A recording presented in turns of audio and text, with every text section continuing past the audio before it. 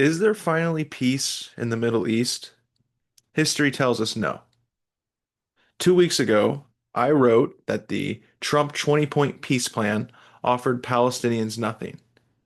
Today, President Trump traveled to Israel to give a speech to the Knesset and then to Egypt to oversee the signing of the peace deal. During this trip, President Trump did not visit Gaza.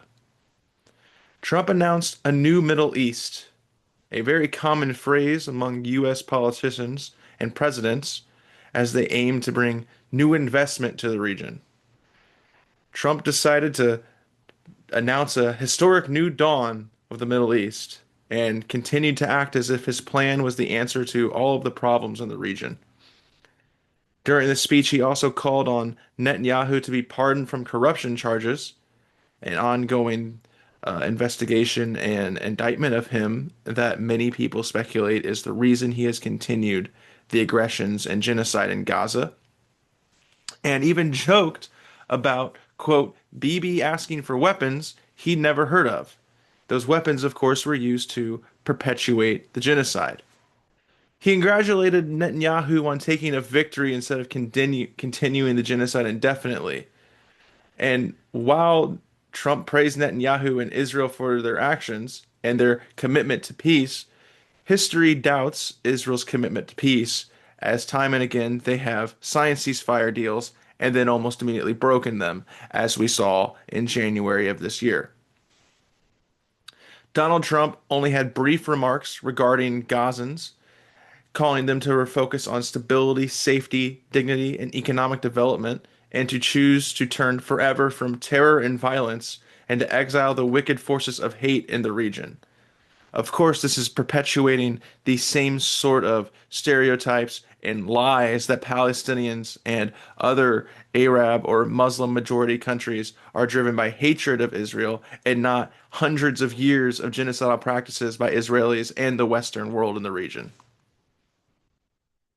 At no point in the 20-point ceasefire or today did the president acknowledge a Palestinian opportunity for Palestinian statehood or Palestinians' right to self-determination. As I stated in my last video, I did not expect Hamas to accept the ceasefire deal, and now that they have, I am filled with a very anxious anticipation for the ceasefire to break and Israel to begin attacking innocent people in Gaza, as they have continued to do in the occupied West Bank for the last several months and honestly, the decades now. Many analysts other than me have pointed out that there is a severe lack of guarantees for Palestinians in Gaza in this 20-point plan. On top of these self-serving speeches by Trump and Netanyahu, it really shows how much of a sham the ceasefire is. There is no guarantee of peace for anyone, not Palestinians or Israelis. There are no protections for Palestinians anywhere, not even in the ones who are being released from Israeli captivity, many of whom were held without charges, and many of whom, over half of the ones who were sent to the West Bank, the occupied West Bank, are now being deported and sent into exile. It should also be noted that Palestinian prisoners in Israeli prisons, or as Palestinian hostages in Israeli prisons, were succumbed to various types of torture, including rape. That comes from B'Tselem, the Israeli human rights organization. Israel has continued aggression and oppression even today when the peace talks and peace signings were occurring. The Israeli government warned Palestinians in the West Bank against celebrating with their loved ones and told them that had they celebrated, they would be arrested. The ceasefire doesn't even agree that Israel will leave the region. In fact, the first phase of the ceasefire allows Israel to maintain control over 60% of the Gaza Strip.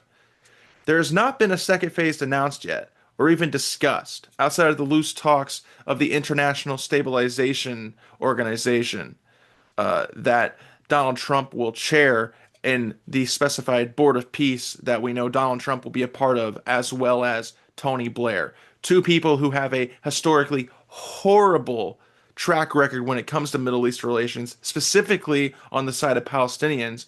And not only that, are representative of a world that is extremely biased towards Israel.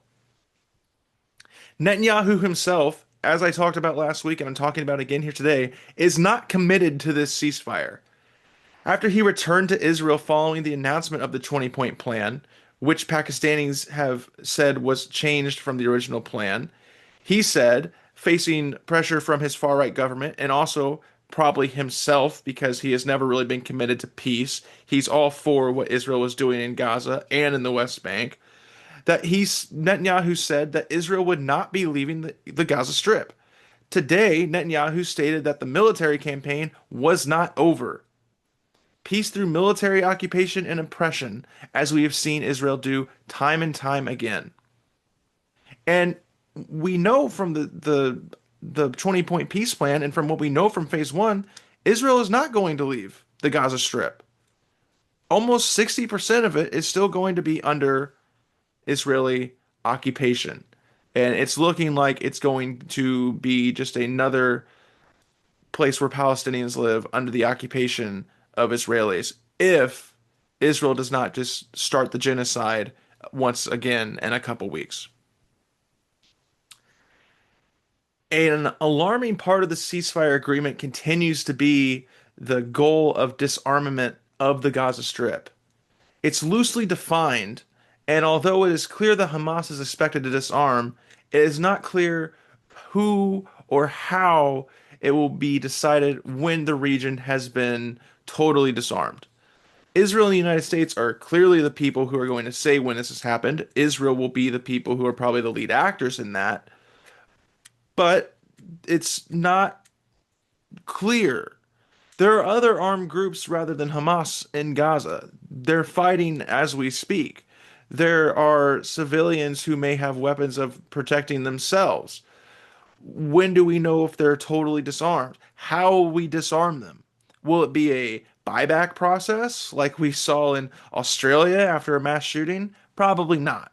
We're probably going to see a militarized police force assault and oppress Gazans to giving up anything they consider a weapon, much like we saw after the blockade in 2007 that Israel imposed on the Gaza Strip, then started the starvation diet where Israel counted the number of calories that Gazans in the Strip could have, as well as reduced whatever they thought could be a dangerous substance, including the most dangerous substance of all, chocolate.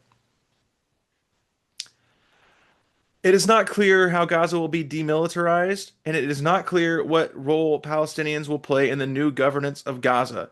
But with what we do know about the International Stabilization Force and the Board of Peace, it seems that it will be little to none.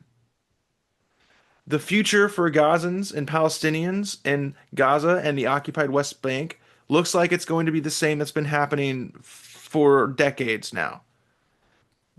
World leaders are asking similar questions that I am asking. They're asking, what is the second phase going to look like? Will we have guarantees for Palestinians? Will we take care of these people? Will there be a two-state solution? Will Palestinians finally have the right to self-determination and sovereignty over their lives? And the truth of the matter is while I cannot see the future and I'm not big on predicting things, I don't think so. I think that the International Stabilization Force, whatever it ends up being, if it comes to fruition at all, is going to be a colonial style agreement in which the West just enables Israel to complete its further goals towards a greater Israel, as the Zionists like to say. I think we're going to be looking at more ethnic cleansing, maybe just slower and less violent, more exclusion and expulsion of Palestinians, and the ever growing possibility of Israel and the United States renewing a conflict with Iran as the United States has moved its warships back to where they were before they attacked Iran back in June. It is my personal thought that Israel will use the cover of the conflict to go back to escalating the genocide in Gaza. Israel has a terrible history of breaking ceasefire deals, especially ones that rely on the United States applying pressure to maintain peace, like what we are hearing right now with Donald Trump. Donald Trump was called today by Netanyahu the greatest friend to Israel they've ever had. And historically, that means a president or a representative of the United States who allows Israel to act with impunity. More than likely, we're going to see a continuation of the horrors in Gaza as well as escalations in the occupied West Bank, like what we have seen. The language in this 20-point peace plan, the language of this ceasefire, make it clear that there is no guarantees for Palestinians. The Palestinian Authority will not have any oversight in the implementation of peace in the Middle East. The United States, through Donald Trump and Tony Blair, will lead the way into this new Gaza.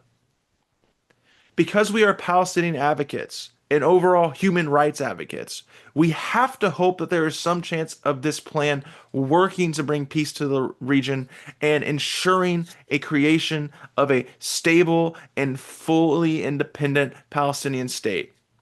However, because we know the knowledge of the history of how Israel has acted in these situations, we have to be prepared for the worst, and we have to understand that more likely than not, in a couple months, we're going to be right back where we were last week before this deal was announced. Thank you so much for watching this video. I hope you found some of it knowledgeable or some of my opinions helpful to you. I have written a Substack article to go with it that goes in more detail, as well as has more sources that you can click on for some of the things I said in this. It acts as sort of a guide to these videos. The first link in the description is for the United States Campaign for Palestinian Rights. They have parts of their pages which can help you connect to organizations. That's what I used when I was getting back into connected with organizations after the pandemic. They have donation page where you can donate. All that money goes to helping the people of Gaza and Palestinians around the world. And just in general, it's a nice way to stay informed. The second link will be that Substack article. I hope you take the time to click it and read it. Thank you so much for watching. This has been Anything But Casual. As always, I'm Zachariah. Take care.